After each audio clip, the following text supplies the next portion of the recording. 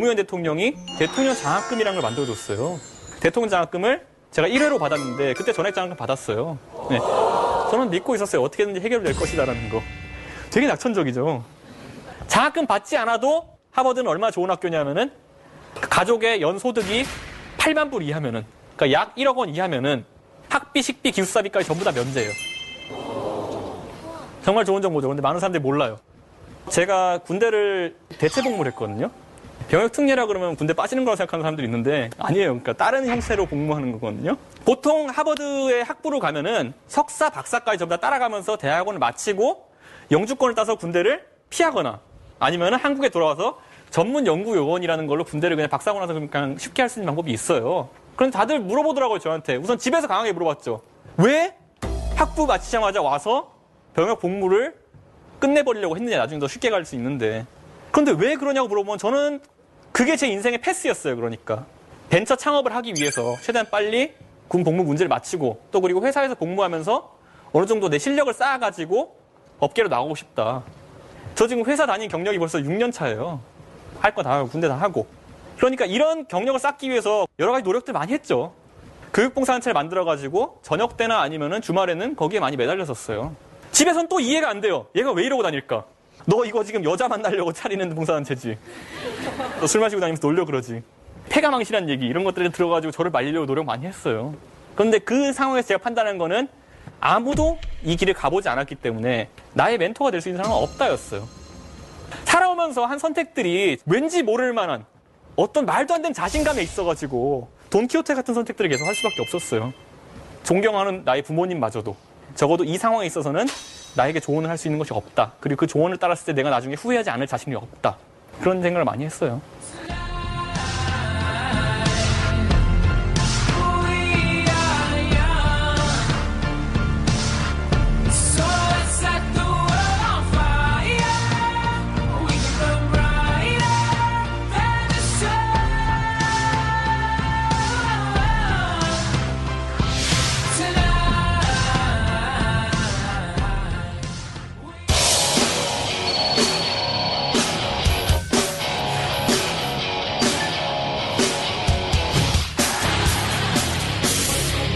스펙이라는 단어 굉장히 싫어요. 다른 선택을 했어요. 한 번도 준비 안 해본 하버드에 원서냈더니 그냥 붙었어요. 황당한 거예요, 저는 진짜. 고정관념에서 좀 탈피했으면 좋겠어요.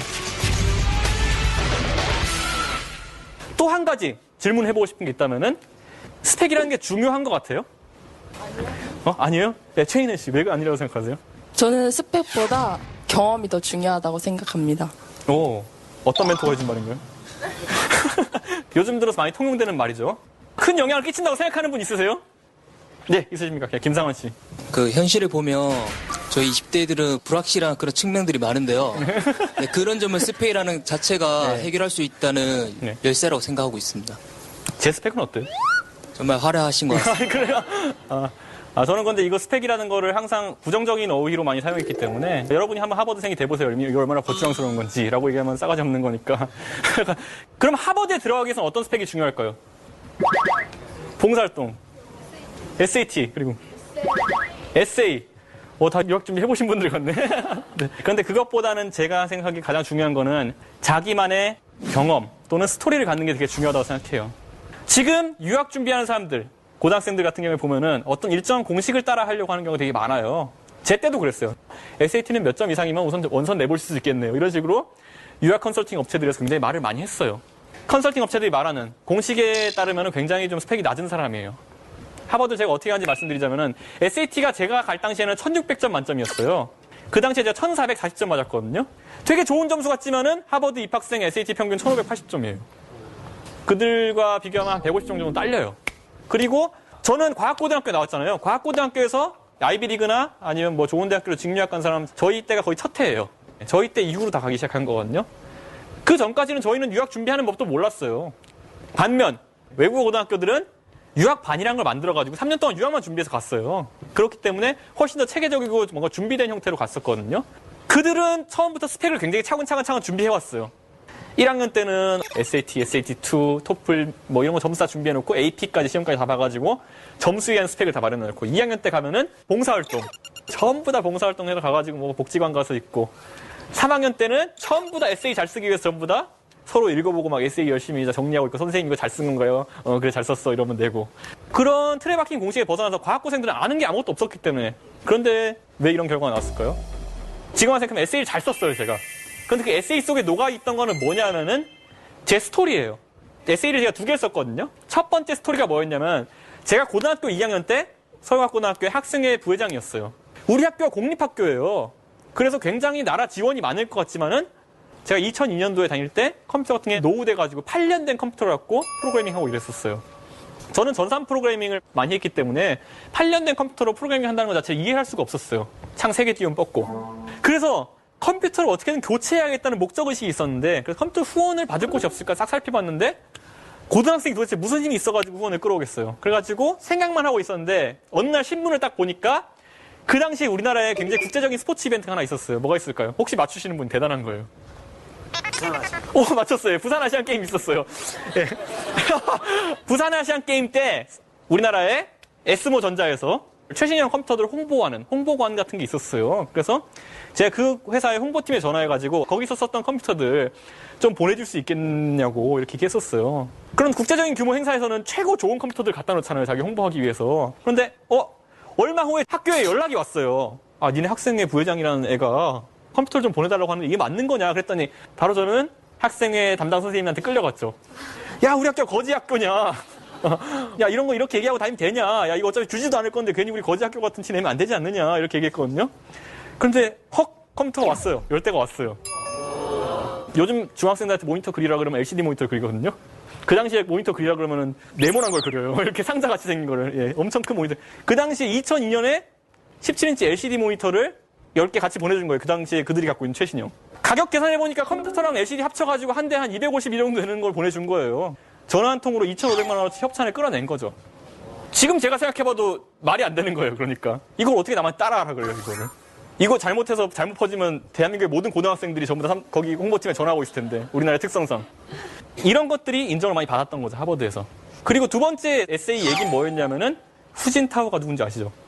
후진타오 씨가 정치 지도자가 되기 전에 원래 뭐 하던 사람인지 혹시 알고 계세요? 중국에는 되게 특이한 전통이 있어요. 정치 지도자가 되려면은 술이나 토목을 잘해야 돼요. 물을 잘 다스리는 사람이 정치 지도자 될 자격이 있다 그래가지고 후진타오가 원래 뭐 하던 사람이 댐 기술자였어요. 그리고 그 당시에 같이 일하던 원자바오 총리라는 사람도 양쯔강에 대홍수가 났을 때 그걸 물을 잘 다스려가지고 국민적인 지지를 얻은 사람이거든요. 그걸 얘기를 책에서 접하고 난 다음에 에세이다 그걸 썼어요. 나중에 가면 우리나라도 언젠가는 이공계 출신의 어떤 먹거리를 만들어낼 수 있는 사람들이 정치계로 들어가서 그 정치 문화가 되고 확산될 수 있는 상황이 생기지 않을까. 저는 그 일을 하고 싶습니다. 라고 에세이 썼어요. 그런데 입학사정관들이 그걸 보고 어떤 감명을 받았는지 모르겠지만 하버드 입학했어요. 하버드는 이런 게 있어요. 자기가 원서를 전부 다 내면 100% 입학사정관제거든요. 입학사정관들이 3명 있어요. 원서를 하나씩 읽을 때마다 위에다가 빨간 플러스펜으로 에세이 위에다가 체크마크를 하나씩 그려요. 3명이 돌려본 다음에 체크마크가 3개면은 한 번에 합격. 2개면은 다시 한번 읽어보기. 하나 이하면은 휙 갖다 버리기. 보통 경쟁률이 한 8대1 정도 되기 때문에 그렇게 확 추리거든요. 보면은 저는 체크로 돼 있어요. 그러니까 소위 우리가 속된 말로 체크가 돼 있으면 에세이로 붙었구나라는 말을 많이 해요. 그 사람들이 빨간 플러스펜을 체크하기 전에 자기가 생각하기에 감명 깊었던 부분을 밑줄을 쫙 긋게 돼 있어요. 그런데 제가 봤던 것 중에 컴퓨터 관련 얘기에는 밑줄이 굉장히 많았어요. 얼마나 새로운 아이디어를 갖고 문제 해결 능력이 있느냐 이걸 많이 보는 거거든요. 그러니까 그 사람들이 중요시하는 건 결국 스토리예요. 그런데 떨어지는 에세이들이 있어요. 제가 한번 스탠포드 입학사정관한테 물어본 적이 있어요. 도대체 스탠포드에서는 어떤 학생들이 많이 지원을 하고 어떤 학생들이 떨어지냐고. 한국에서 온 학생들 스펙에 해당하는 부분은 대한민국뿐만 아니라 전 세계 최강이래요. 거의. 모두 다 SAT는 만점에 가깝고 모두 다 봉사활동을 어떻게 또 그렇게 열심히 했으며 모두 다 국제기구에서 인턴을 한 경험이 있어요. 고등학생이. 말도 안 되는 거지. 모두가 대학교 과정 수업을 들어서 AP 시험이라는 걸 통과했어요. 아니 이런 천재의 나라가 있겠느냐. 그런데 자기는 한국 사람들을 뽑을 때 굉장히 조심스러워진대요. 2002년 월드컵에서 깜짝 놀랐대요. 어떻게 대한민국 사람들은 축구에 얼마나 열광한 나라길래 2002년 월드컵에서 자신의 삶의 희망을 다 찾은 것이냐. 어떻게 2002년 월드컵 통해서 전부 다 한국의 역동성을 확인하고 우리의 희망을 발견하고 뭐 한국인은 다 할 수 있다. 이런 얘기를 어떻게 그렇게 다 원서에 써놓냐고. 실제로 그렇대요. 우리나라의 사람들이 갖고 있는 어떤 스펙 문화라든지 아니면 자기만의 스토리가 없다는 게 그런 식으로 해외에 나가면 다 드러난다는 거죠. 예전에는 그게 통했을지 몰라요. 더 이상 그렇게 안 된다는 거죠. 경쟁이 치열하면은. 결국 자기가 살아온 스토리가 무엇이 있느냐. 자기가 어떤 똘끼 있는 얘기를 할 수 있느냐. 이게 굉장히 중요한 건데 그 입학사정관 얘기했어요. 한국 사람들은 매년 지원하면 한 200~300명씩 지원하는데 군을 나눌 수 있다고. 원서군을. 갑자기 인생이 큰 위기가 찾아온 형, 유복한 가정형 뭐 이렇게 다 나눌 수 있다는 거예요. 그러니까 뭐 그런 식으로 살면 안 된다는 거예요. 그러니까 우리나라의 교보문고 가면은 유학서적 코너에 가장 앞에 이렇게 있는 책이 뭔지 아세요? 하버드 명작 에세이 100선. 그래서 저한테 솔직히 유학 가는 사람들이 에세이 봐달라는 얘기 굉장히 많이 해요. 그래서 많이 읽어보거든요. 제가 솔직히 찝을 수 있어요. 하버드생 유학 에세이 100선 중에 이건 24번에 해당하는 에세이네. 그대로 찝을 수 있어요. 한 번 그 책을 읽는 순간 여러분은 거기서 정신을 뗄 수가 없어요. 절대. 왜냐 인생에 한 번 있는 기회인데 뭔가 조금이라도 가능성 높은 방향으로 가고 싶은 생각이 있을 거예요. 그래서 절대 그게 아니라는 거. 그런 족보에 의존하는 그런 삶을 제발 버렸으면 좋겠어요. 스토리라는 거는 여러분이 다 갖고 있어요. 제가 감히 주제넘게 27살로서 어떤 인생에 대한 조언을 남들한테 하진 않지만은 제가 중학생들 가르치고 있는 학생들한테 진로 상담 같은 걸 받으면은 본인들이 지금까지 살아온 뭔가가 있을 거예요. 그 스토리가.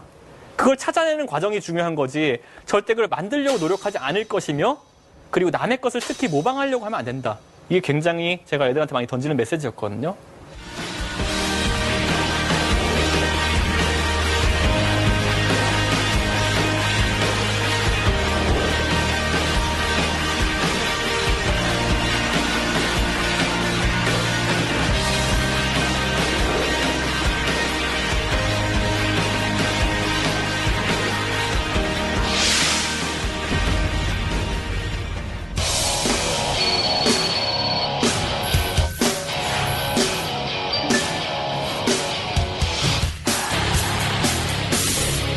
하버드생이 돼보세요. 이게 얼마나 거추장스러운 건지.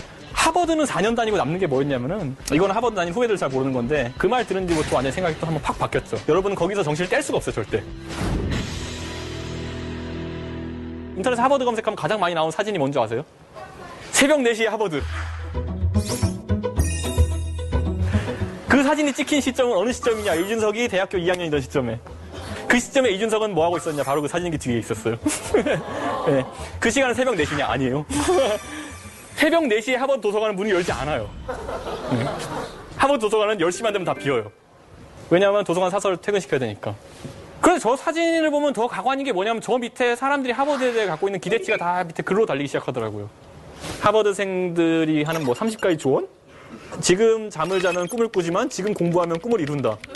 내가 헛되이 보낸 오늘은 어제 죽은 이가 갈망하던 내일이다. 저거 가시고기에 나온 말인데 왜 하버드에 붙어있지? 저 사진을 보면서 그런 생각이 많이 들었어요. 그러니까 결국 멘토나 아니면 이상으로 삼고 싶은 걸 사람들이 원하는구나.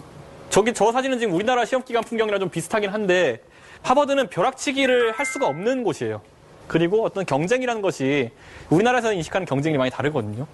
시험 자체가 외우는 그런 시험이 아니라서 일주일에 수업 하나 들으면은 수업 하나에서만 책을 한 300페이지 읽어야 되거든요.